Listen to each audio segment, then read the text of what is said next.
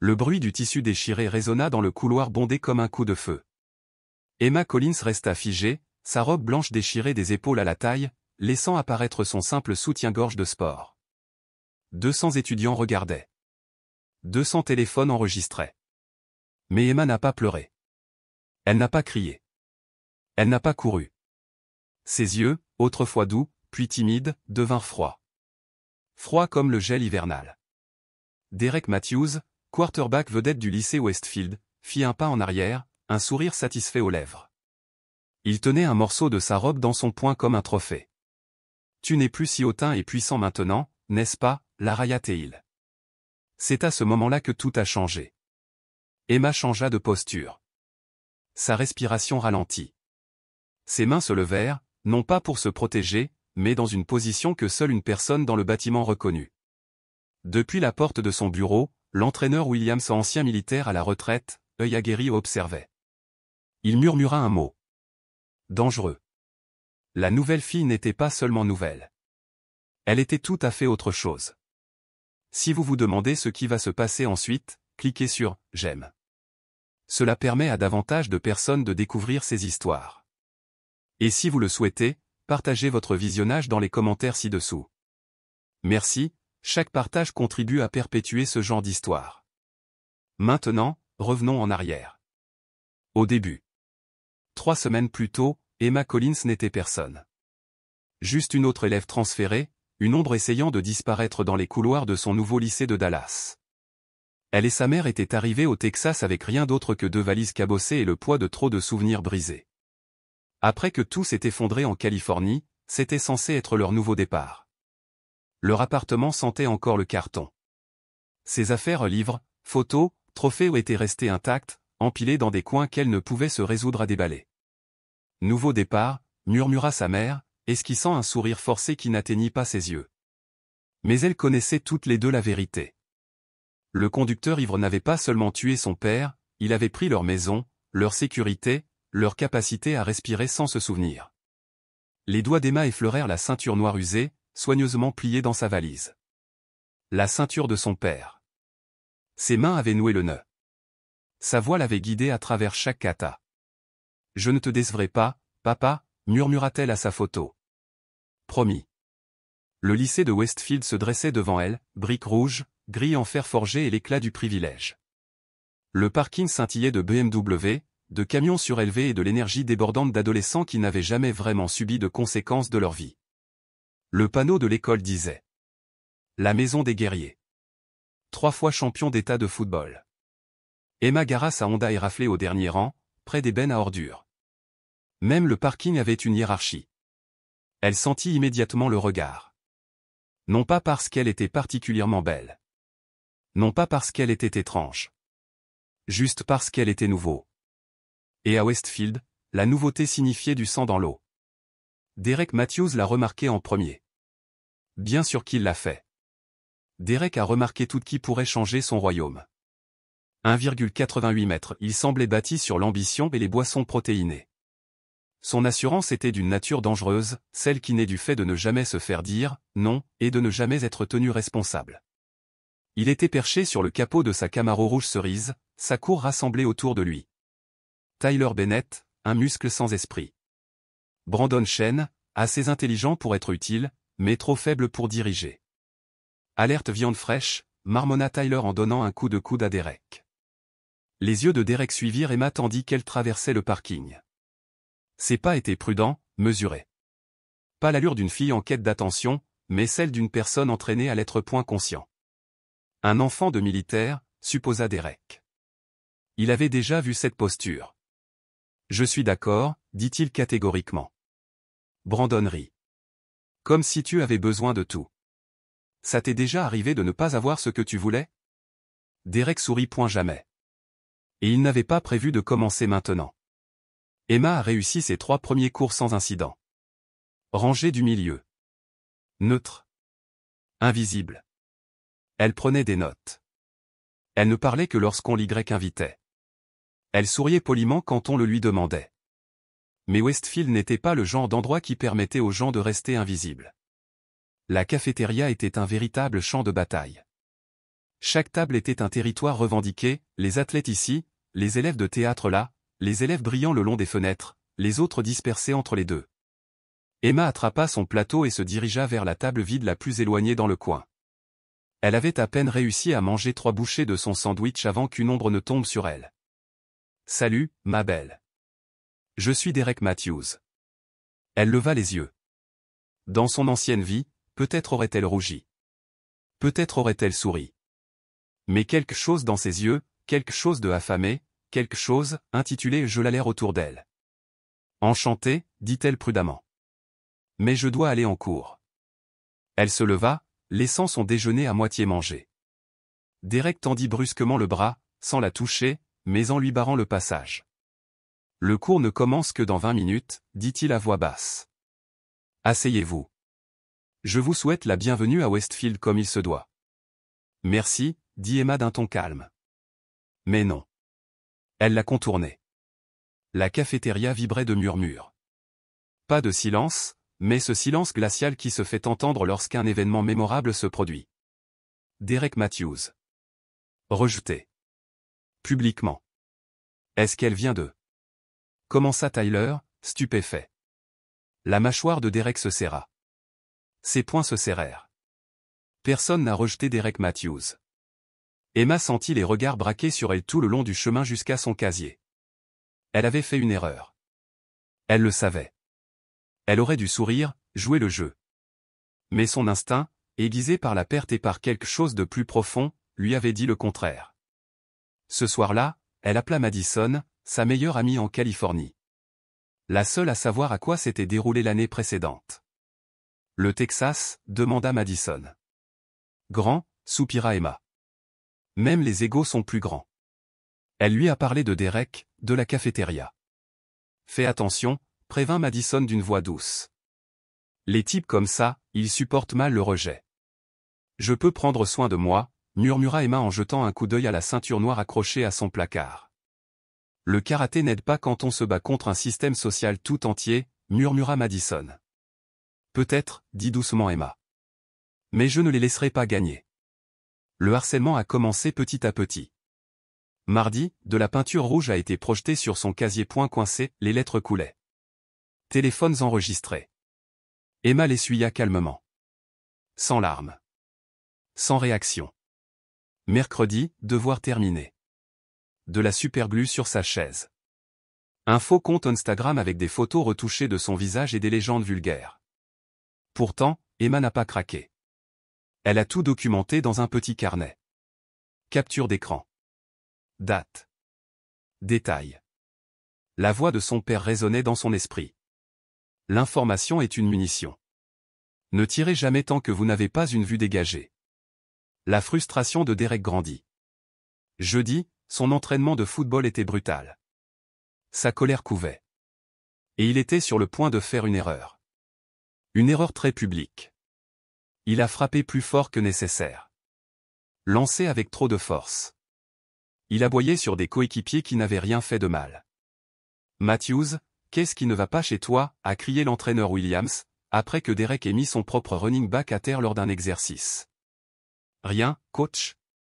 Je suis juste concentré. Mais il n'était pas concentré. Il était furieux. La nouvelle fille était censée être en train de craquer maintenant. Ils l'ont toujours fait. Un peu de pression. Une petite humiliation. Et il venait en rampant, suppliant d'être amis, d'être accepté, d'être laissé tranquille. Il leur pardonnerait généreusement. Peut-être les emmènerait-il à une fête. Il faut absolument les emmener dans sa voiture après. C'était un système. Quelqu'un qui travaillait depuis la première année. Emma Collins était en train de ruiner son système. Vendredi était jour de match. Ce qui signifiait que le harcèlement s'arrêtait. Derek avait d'autres priorités. Des recruteurs de l'université du Texas étaient présents dans les tribunes. Son père était assis dans la section VIP, les bras croisés, s'attendant à la perfection. Marcus Matthews n'a rien accepté de moins de la part de son fils. Emma est allée au match, non pas parce qu'elle le voulait, mais parce que sa mère avait commencé à poser des questions. Pourquoi es-tu toujours à la maison le soir? Tu dois te faire des amis, chérie. Ton père voudrait que tu sois heureux. Alors Emma était assise dans les gradins, entourée de centaines d'étudiants hurlants, et regardait Derek jouer le pire match de sa carrière. 3 interceptions. 2 échappées. Au 4e quart-temps, la foule est passée des acclamations au murmure. Elle ne savait pas qui lui en voudrait. Samedi matin, Emma s'est réveillée et a trouvé sa mère debout dans l'allée, regardant leur voiture. Les 4 pneus ont été crevés. Qui ferait ça? Demanda sa mère, la voix tremblante. Emma le savait. La caméra de sécurité du garage a été peinte en noir à la bombe. Les caméras des voisins ont eu un « bug » pendant la nuit. Même les mots gravés sur la portière côté conducteur « Faites attention à VOS-DOS » ne mèneraient nulle part. Probablement du vandalisme aléatoire, mentit Emma. Je vais appeler la police. L'officier qui est arrivé semblait plus ennuyé qu'inquiet. Pas de caméra. Pas de témoin. On ne peut pas faire grand-chose. Déclarez votre sinistre. La mère d'Emma n'avait pas les moyens de payer la franchise.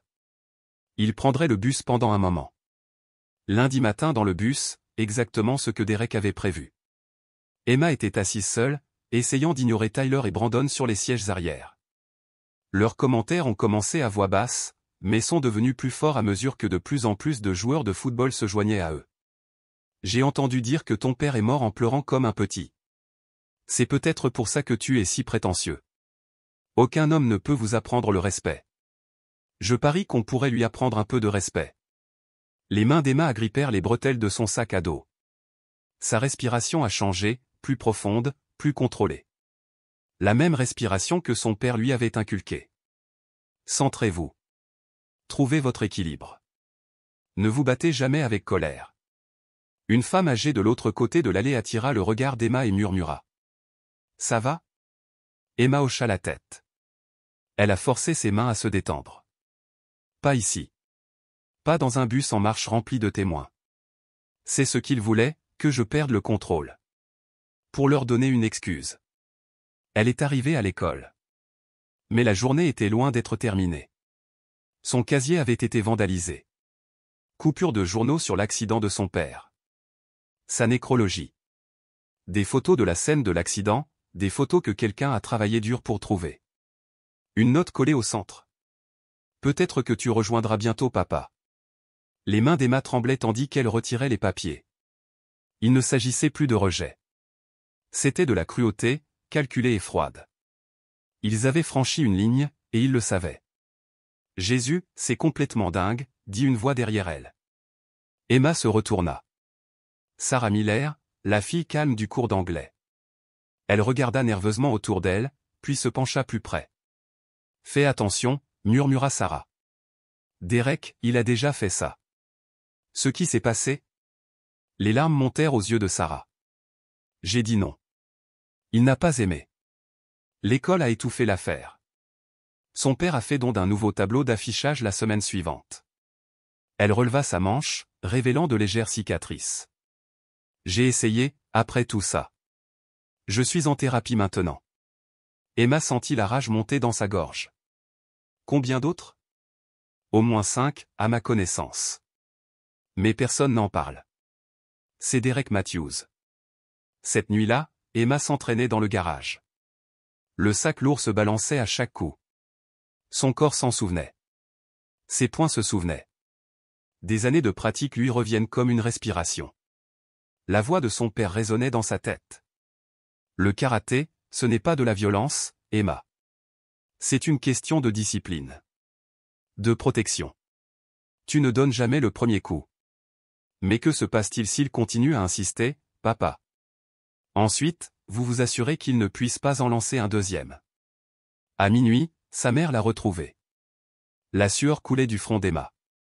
Ses articulations étaient à vif. Tu t'entraînes à nouveau, dit sa mère, sans poser de questions. Fais juste de l'exercice, maman. Sa mère s'approcha et vit les coupures de journaux qu'Emma avait conservées dans une boîte. La note cruelle. La preuve. Bébé, que se passe-t-il à l'école? Rien que je ne puisse gérer. Emma. Je vais bien. Vraiment. Mais ils savaient tous les deux qu'elle mentait. Mardi. Plus audacieux.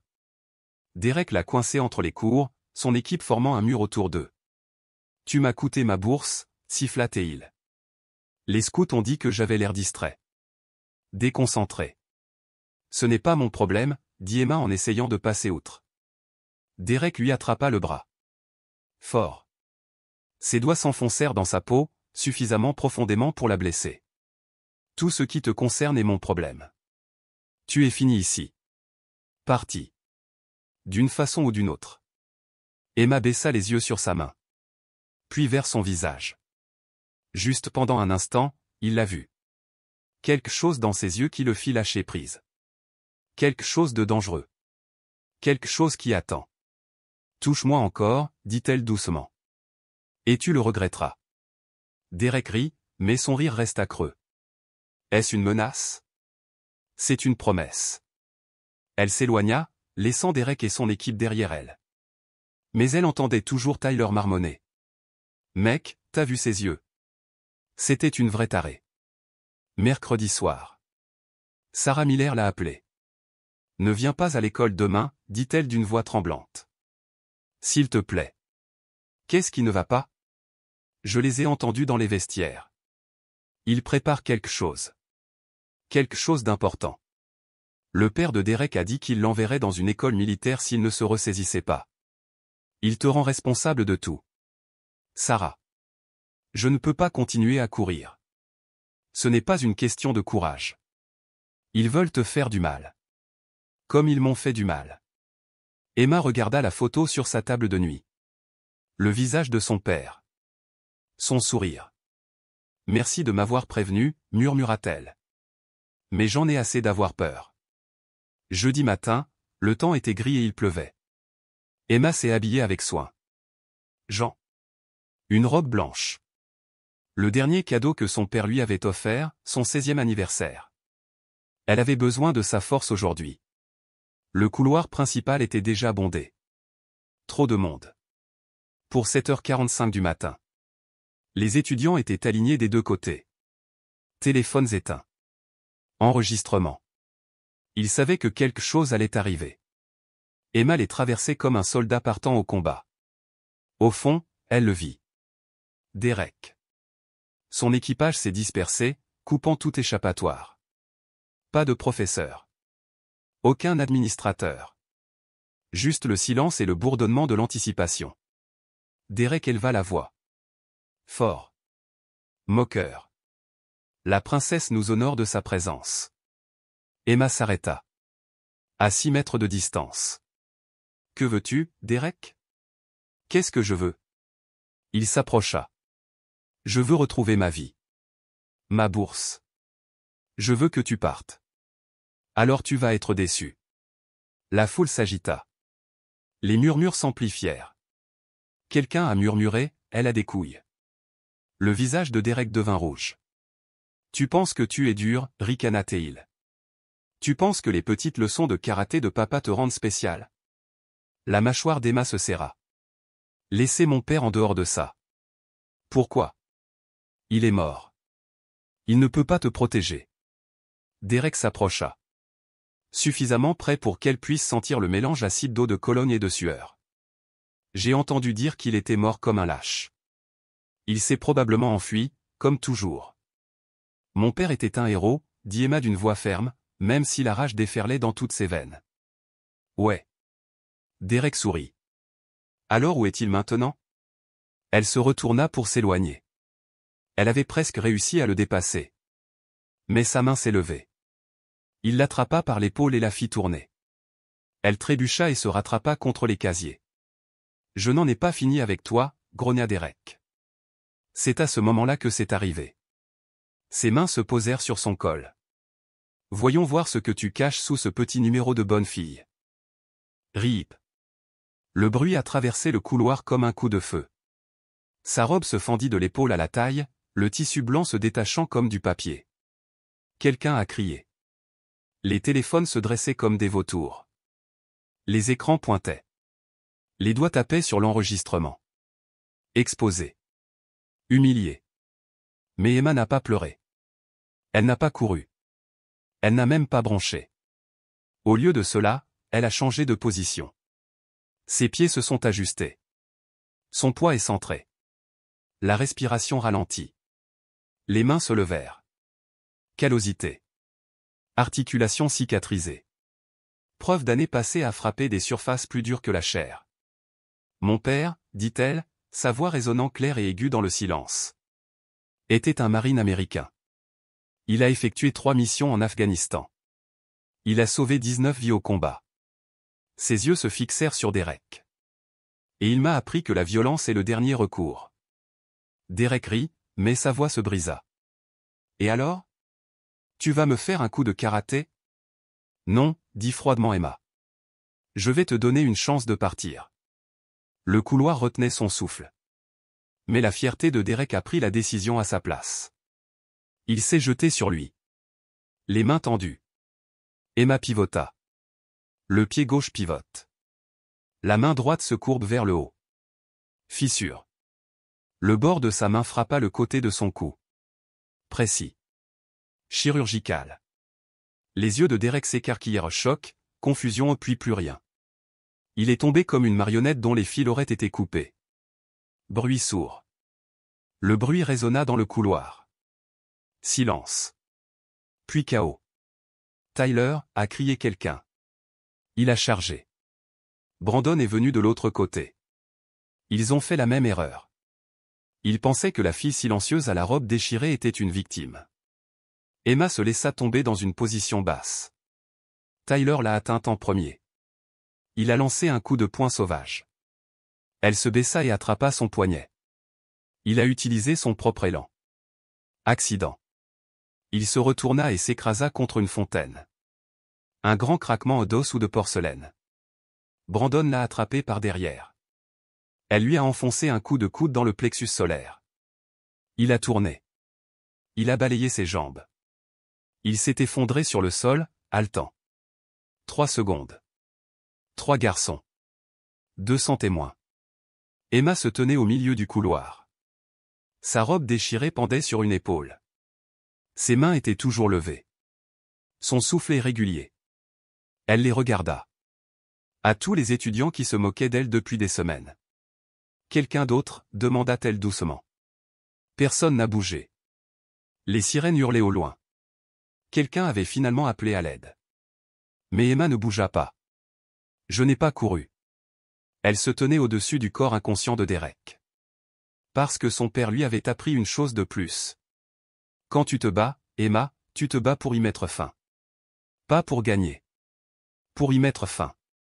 Le directeur et les agents de sécurité ont traversé la foule. Les ambulanciers se sont précipités vers les garçons tombés. Les policiers sont arrivés, les mains près de leurs armes. Emma leva lentement les mains. Et j'ai dit les mots qui ont tout changé. Je me défendais. Vérifiez chaque caméra. Vérifiez chaque téléphone. J'ai 3 semaines de documentation. Et je veux porter plainte. Le couloir a explosé dans le bruit. Des cris. Des enseignants qui se bousculent. Mais Emma se tenait là. Une couverture enroulée autour de sa robe déchirée. Pas une victime. Pas la nouvelle fille. La fille qui a riposté. Et tout le monde à Westfield High s'en souviendrait. Le bureau du directeur n'avait jamais été aussi bondé. Emma était assise au centre, sa mère à côté d'elle, lui serrant la main à travers des sanglots tremblants. En face d'eux. La famille de Derek. Son père Marcus dans un costume à $1000. Sa mère Patricia, les perles scintillantes. Et leur avocat, déjà assis, déjà furieux. Derek était à l'hôpital. Légère commotion cérébrale. Tyler, 3 côtes fêlées. Brandon était secoué mais allait bien. Les 3 familles ont menacé de poursuivre en justice. Cette agression, tonna Marcus. Elle a attaqué mon fils. Sans provocation. Nous avons témoin. Le directeur Green bougeait sur sa chaise. Monsieur Matthews, dit-il prudemment. Nous avons plus de 50 vidéos. De multiples angles. Ils montrent tous Derek initiant le contact. Après semaine, qu'elle le provoque, rétorqua Patricia. Elle a perturbé son éducation, ruiné son avenir.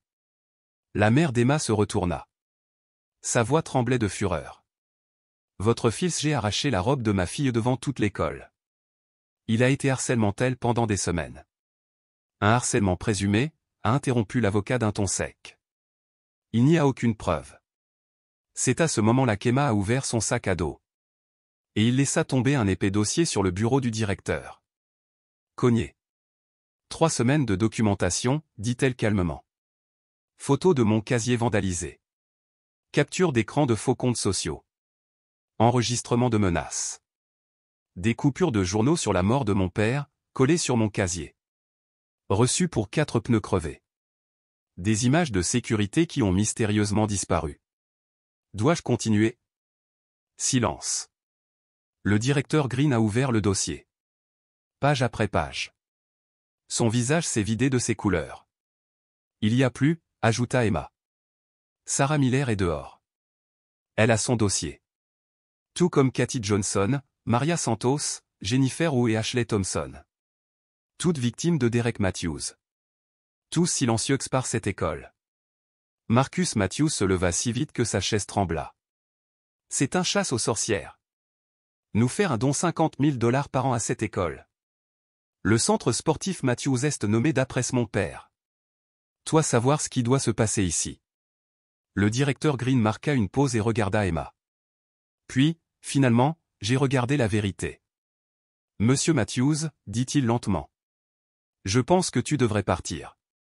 La police examine les preuves.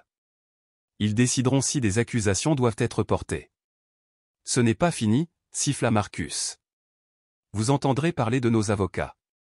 Alors qu'il sortait en trombe, Patricia se retourna. Ses yeux brûlent de rage. Vous avez ruiné une vie de bon garçon. Emma a rencontré sa gaze. Non, je l'ai fait point et je l'ai ruiné. Je l'ai juste empêché de ruiner celui de quelqu'un d'autre. Les 2 heures suivantes furent floues. Entretien de police. Déclaration de témoins. Mais une chose était déjà claire. Le couloir qui murmurait autrefois derrière son dos. Un nouveau nom fait désormais écho. Emma Collins.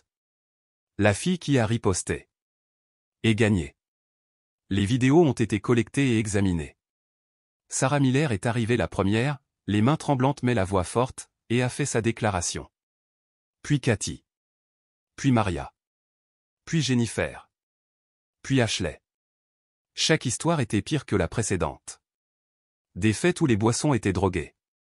Coin de salle de bain où l'évacuation était bloquée. Des voitures où le « non » a été ignoré. Des années de prédation systématique, dissimulées par de l'argent et des menaces. La détective Rodriguez, une femme aux yeux bienveillants et à la voix ferme, prenait chaque déclaration personnellement. Pourquoi aucun d'entre vous ne s'est manifesté avant, a-t-elle demandé. Sarah rit amèrement. Tu as vu sa famille? Son père possède la moitié des commerces de la ville. Mes parents travaillent pour l'un d'eux. Kathy a ajouté, mon père est entraîneur ici. Nous avions tous quelque chose à perdre. Qu'est-ce qui a changé? Demanda le détective. Toutes les filles regardaient Emma. Elle a riposté, dit simplement Ashley. Devant tout le monde. Elle nous a montré que c'était possible. Cet après-midi-là, l'histoire avait explosé bien au-delà du lycée Westfield. Les vidéos de la confrontation ont fait le buzz, mais pas comme Derek l'aurait espéré. Les commentaires étaient remplis de soutien à Emma. L'école a suscité l'indignation. Demande de justice. La vidéo « Girl Destroy Bully ou Repeater Dress » a atteint 10 millions de vues en 6 heures. Des camionnettes de presse garées à l'extérieur. #Justice for Emma a commencé à devenir tendance. D'autres victimes, dans d'autres écoles, ont commencé à partager leurs histoires. La famille Matthews a engagé une société de gestion de crise. Trop tard. Le barrage avait cédé. Ce soir-là, Emma était assise sur le porche à côté de sa mère, regardant le soleil fondre derrière les arbres. Son téléphone vibrait sans arrêt, message de soutien, demande d'entretien, offre juridique. Ton père serait fier, dit doucement sa mère. Emma toucha les bleus sur son bras là où Derek l'avait attrapé. J'ai essayé de m'éloigner, maman. J'ai fait de mon mieux pour le faire correctement. Je sais, ma puce. La voix de sa mère était tendre mais fatiguée. Parfois, la bonne méthode ne suffit pas. Une voiture s'arrêta. Emma se tendit, puis se détendit. L'entraîneur Williams, paraissant plus âgé que son âge, sortit de son camion et remonta lentement l'allée. Mademoiselle Collins, dit-il en ôtant sa casquette de baseball. Je vous dois des excuses. Emma ne dit rien. Elle attendit. Je le savais, continua-t-il, la voix emplie de honte. Je savais ce que Derek faisait. Ce qu'il avait déjà fait. Je me suis dit que ce n'était pas mon problème. Je me suis dit, les garçons resteront des garçons. Il la regarda, les yeux fatigués. J'avais tort. Oui, répondit Emma. Tu l'étais. J'ai remis ma démission. Elle prend effet immédiatement. Je coopérerai pleinement à l'enquête. Il baissa les yeux vers la robe déchirée encore visible sous sa veste. Je suis désolé de ne pas avoir été l'adulte dont tu avais besoin. Il s'est retourné et est parti. Emma le regarda partir, sans ressentir ni satisfaction ni compassion. Juste de la fatigue. Le lendemain matin, Westfield High semblait être un endroit différent. L'équipe de Derek arpentait les couloirs comme des fantômes, la tête baissée, les yeux détournés. L'équipe de football était en désarroi, le quarterback était suspendu, l'entraîneur était parti. Mais quelque chose d'autre avait également changé. Les filles marchaient plus droites. Ils se déplaçaient en groupe. Ils parlaient ouvertement de choses qui avaient toujours été murmurées. Une table est apparue dans la cafétéria. Les panneaux indiquent. Tu n'es pas seul. Nous vous croyons. Emma trouva son casier à nouveau décoré, mais cette fois, c'était différent. Fleurs. Note de soutien. Une photo de son père dans son uniforme de marine. En dessous. La fille du héros. Emma. Elle se retourna et vit un groupe d'étudiantes de première année debout à proximité. Leurs yeux étaient écarquillés, entre la peur et l'espoir. C'est vrai que tu commences un cours d'autodéfense, a demandé l'un d'eux. Emma n'y était pas allée. Mais en les regardant dans les yeux, elle prit une décision. Oui, dit-elle. Le jeudi après l'école. Gymnase B. Est-ce que tout le monde peut participer? Toute personne souhaitant apprendre à se protéger. Jeudi, le gymnase B était bondé. Pas seulement les filles, mais aussi les garçons. Frères et sœurs de victimes. Amis qui auraient aimé en faire plus. Même certains enseignants, ceux qui ont le courage d'admettre qu'ils ont laissé tomber leurs élèves. Emma se tenait devant, vêtue de son kimono, la ceinture noire de son père fièrement nouée autour de sa taille. Elle avait longuement réfléchi à ce qu'elle allait dire. Mais en regardant la foule ou leurs visages effrayés, déterminés, en colère, pleins d'espoir, elle comprit.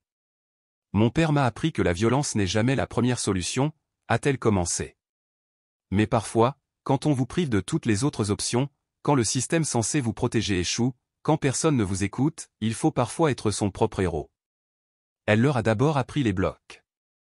La défense avant l'attaque. Comment rompre une prise? Comment créer de l'espace? Comment crier à l'aide d'une manière qui exige d'être entendu? Mais plus que les compétences physiques, elle leur a appris à faire confiance à leur instinct. Pour fixer des limites. Pour se soutenir mutuellement. Pendant une pause pour boire de l'eau, elle a regardé autour d'elle et a dit. La chose la plus puissante que vous puissiez faire, est de refuser de vous taire. Il compte sur notre silence. Sur notre honte. Sur notre peur. Mais nous en avons assez de rester silencieux. 2 semaines plus tard, l'enquête était terminée. Derek Matthews a été accusé d'agression, de harcèlement sexuel et d'intimidation criminelle. D'autres dossiers de victimes ont été rouverts. Le conseil scolaire a lancé une enquête complète sur des années de dissimulation. Marcus Matthews a essayé d'exercer son influence, son argent et ses relations. Mais le monde avait changé. Les sponsors ont retiré leur financement. Le Matthews Athletic Center a été renommé. Les partenaires commerciaux sont partis. En moins d'un mois, la famille a annoncé qu'elle quittait l'État. La veille de l'audience de Derek, Sarah Miller a appelé. Je voulais te remercier, dit-elle. Pas seulement de lui avoir tenu tête. Mais de m'avoir montré que je pouvais aussi tenir tête. Tu avais déjà la force, répondit Emma. Tu m'avais prévenu. Tu as aidé les autres filles. Tu as survécu. Je vais témoigner demain. Tu n'es pas obligé. Oui, répondit Sarah fermement. Je le crois. Nous le croyons tous. La salle d'audience était pleine. Derek, qui n'était plus le garçon chéri, était assis, la tête baissée, tandis que les victimes, les unes après les autres, disaient leur vérité. Son avocat a tenté de le présenter comme un « bon garçon qui a fait des erreurs ». Mais les preuves étaient accablantes. Quand le tour d'Emma est arrivé, elle s'est dirigée vers le stand, la tête haute. Elle parlait clairement, calmement, sans fioritures. Elle leur a parlé du harcèlement. De l'escalade. De l'agression finale. Il a déchiré ma robe, dit-elle en regardant Derek droit dans les yeux. Il a essayé de m'humilier, de me briser. Mais mon père m'a appris que le fait d'être brisé n'a rien à voir avec ce qui vous arrive. Il s'agit de savoir si vous laissez cela vous empêcher de vous relever. Derek a été reconnu coupable de tous les chefs d'accusation. Condamné à une probation.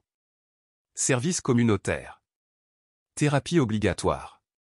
Expulsé de l'école. Il ne jouerait plus jamais au football. L'argent de son père ne pouvait pas lui racheter son avenir.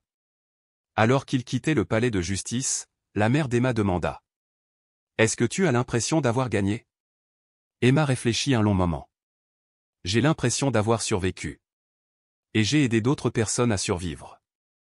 C'est peut-être à ça que ressemble la victoire. » Les cours d'autodéfense ont continué. Ils ont déménagé dans une salle de sport plus grande.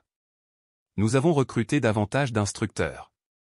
Emma s'est entraînée aux côtés de professionnels, apprenant à enseigner ainsi qu'à se battre. Les universités lui ont offert des bourses, non pas pour ses performances sportives, mais pour son leadership. Pour le courage. Pour faire la différence.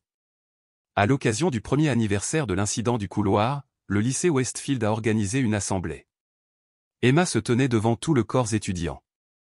Je ne suis plus la nouvelle fille. Je ne suis plus une victime. Pas vraiment un héros non plus. Juste un survivant qui a refusé de se taire.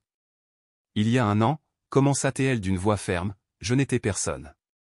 Juste une autre étudiante transférée qui essayait de disparaître. Je pensais que si je restais suffisamment silencieux, suffisamment petit, suffisamment prudent, je pourrais éviter les ennuis.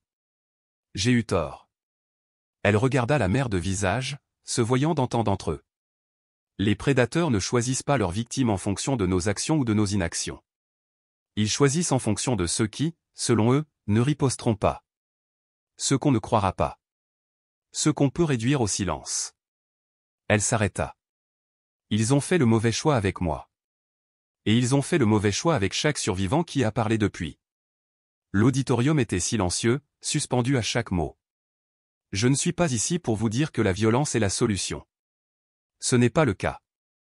Mais je suis ici pour vous dire ceci, votre sécurité, votre corps, votre dignité, tout cela mérite d'être défendu. Et si quelqu'un essaie de vous les prendre, vous avez parfaitement le droit de l'en empêcher. Elle parla alors de son père. Du marine qui lui avait appris à se battre, mais qui priait pour ne jamais avoir à le faire. De sa perte, puis de la force qu'elle avait trouvée en elle, qu'elle ignorait. De la différence entre être forte et se taire. Nous avons amorcé quelque chose ici, a-t-elle conclu. Il ne s'agit pas seulement de cours d'autodéfense, de nouvelles politiques ou de campagnes de sensibilisation. Nous avons amorcé un changement de culture, les victimes deviennent des survivantes, les survivantes deviennent des voix, et les voix deviennent un changement. Les applaudissements furent assourdissants, mais Emma n'avait pas fini. À ceux qui souffrent encore en silence, sachez ceci, vous n'êtes pas seuls. Vous n'êtes pas faibles. Et quand vous serez prêts, nous serons là, nous tous qui avons parcouru ce chemin avant vous. Car c'est ce que nous faisons maintenant. Nous sommes solidaires. Nous disons la vérité. Et nous ne reviendrons jamais au silence. En descendant de scène, Emma passa devant le mur commémoratif qu'ils avaient érigé. Les photos de toutes les survivantes qui s'étaient manifestées au pas seulement de Westfield, mais d'écoles de tout le pays. L'effet d'entraînement d'une fille qui refusait d'être brisée. Au bas du mur, une plaque indiquait. En mémoire de tous ceux qui ont souffert en silence. En l'honneur de ceux qui ont trouvé leur voie. Dans l'espoir que personne n'aura plus à se battre seul. Ce soir-là, Emma se rendit sur la tombe de son père. Elle déposa sa nouvelle ceinture désormais noire, deuxième dan sur sa pierre tombale. « Tu m'as appris à ne jamais provoquer de bagarre, papa, murmura-t-elle, mais tu m'as aussi appris à protéger ceux qui ne pouvaient pas se protéger. J'espère que tu es fier de moi. » Le vent bruissait dans les arbres et, pendant un instant, Emma aurait pu jurer avoir entendu sa voix. « Tu as toujours été mon héroïne, ma puce. » Maintenant, tu es aussi la leur. Alors qu'elle retournait à sa voiture, le téléphone d'Emma vibra. Une autre fille. Une autre école. Une autre demande d'aide pour démarrer un programme d'autodéfense. Emma sourit et répondit. Parlons-en. Tu n'es pas seule. Parce que c'est là que réside la véritable victoire. Ni la vidéo virale. Ni le procès. Ni même la justice rendue. C'est le réseau de survivants qui a refusé de laisser quiconque souffrir en silence.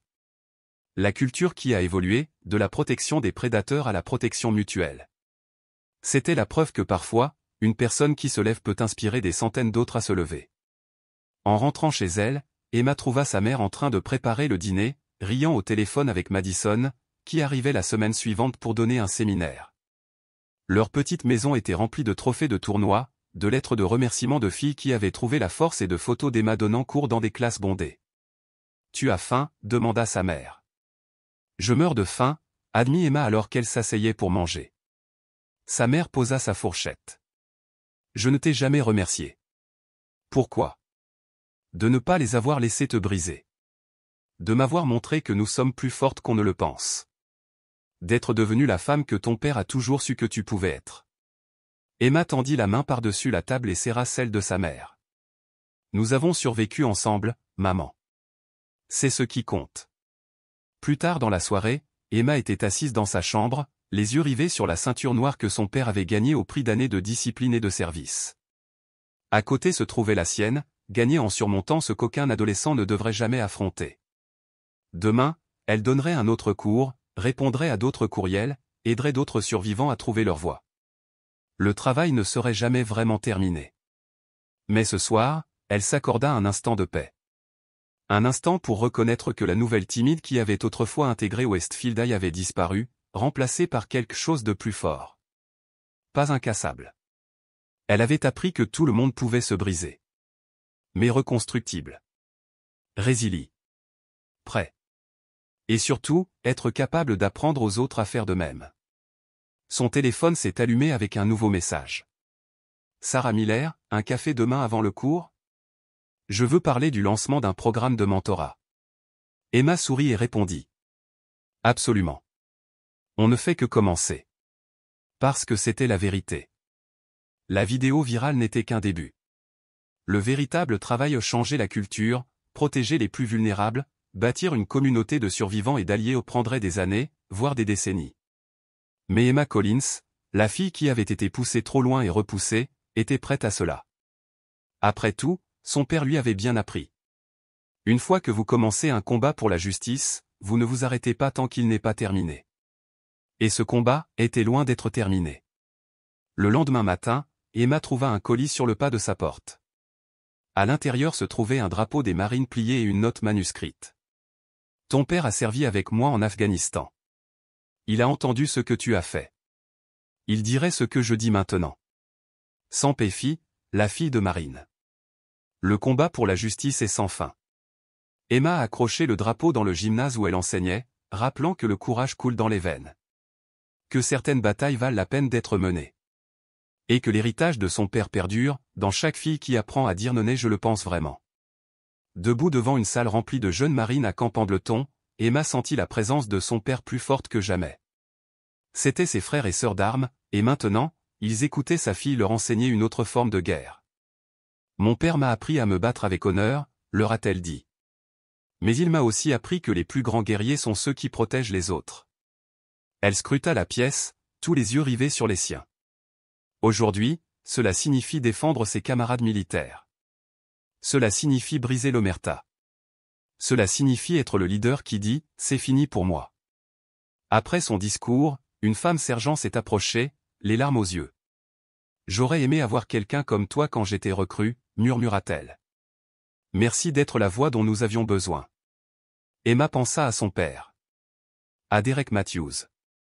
À toutes les batailles menées et à celles qui restent à mener. La guerre contre les prédateurs et le silence ne finirait jamais vraiment. Mais maintenant, elle ne se battait pas seule. Elle avait une armée.